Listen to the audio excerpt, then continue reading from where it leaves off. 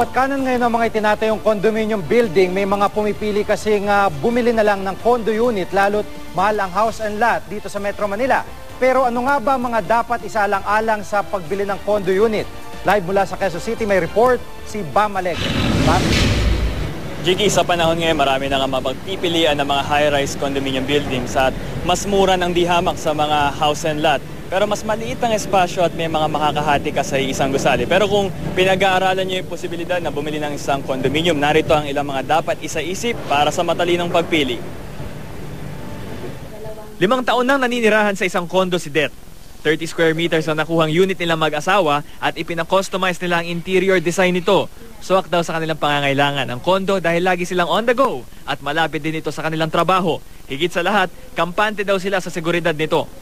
Nakita naman namin na meron mga sprinkler units, tapos merong mga fire extinguishers dun sa lobby. Tamang-tama lang yung space sa amin. Tapos, siguro, yun nga, wala na kaming kailangan i-maintain na lawn area. Hindi basta-basta ang pagtatayo ng condominium at may mga panuntunang sinusunod ang National Building Code of the Philippines. Halimbawa, bawat condo unit hindi dapat bababa ang sukat sa 18 square meters at bawat bahagi ng unit may karampatang sukat. Sa pamimili ng condo, dapat tiyakin ang kaligtasan. Dapat meron ng mga katulad nito. Ang fire exit na dapat accessible at smoke-proof.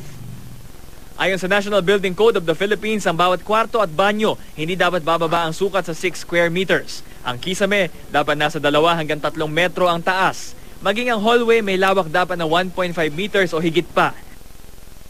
Kung walang centralized na linya ng LPG ang gusali, pwede raw ang LPG tank o electric stove.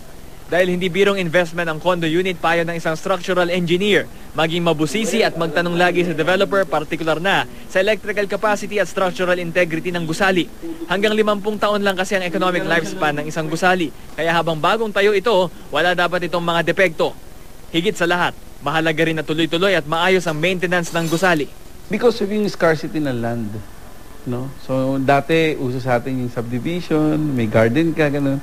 Since yung prices ng land ngayon tumataas na. So they go up yung sa airspace na lang. So they build spaces on top of each other, yung floor. Paniwala ni Engineer Pimentel, lalo pang arangkada ang pagtatayo ng mga condominium sa bansa, lalo't masigla raw ang real estate sa ngayon. Lagi lang daw sanang alalahanin, hindi lang ng mga bumibili, kundi pati ng mga developer na unahin ang seguridad.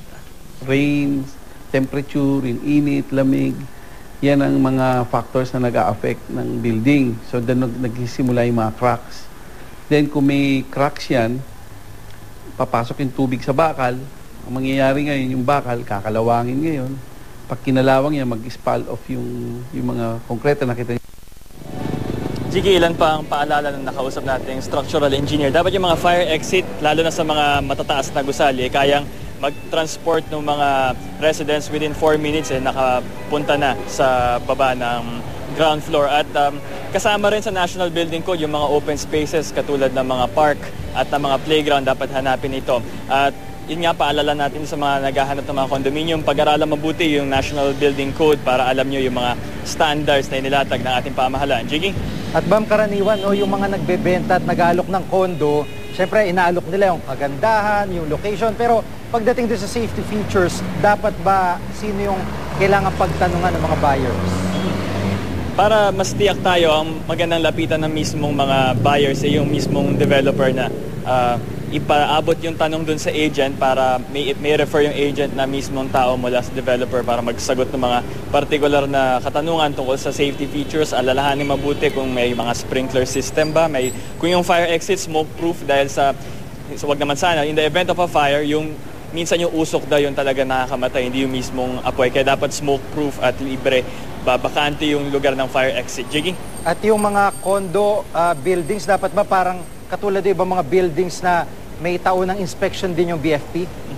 May nakausap tayong bombero nung nagbantay tayo sa Tuserendra sa Taguig. Kadalasan, meron silang routine na inspection sa mga ganitong condominium unit. Pero usually, doon lang sila sa common area nakakarating. Minsan, kinakapos daw sila na access doon sa mga private na mga units unless daw may request yung mga may-ari ng mga private spaces na ito. Kaya isa ring magandang paalala sa mga condo unit kung kaya naman nilang i-open yung kanilang mga bahay for mga yearly inspection ng BFP, gawin nila ito. Jiggy?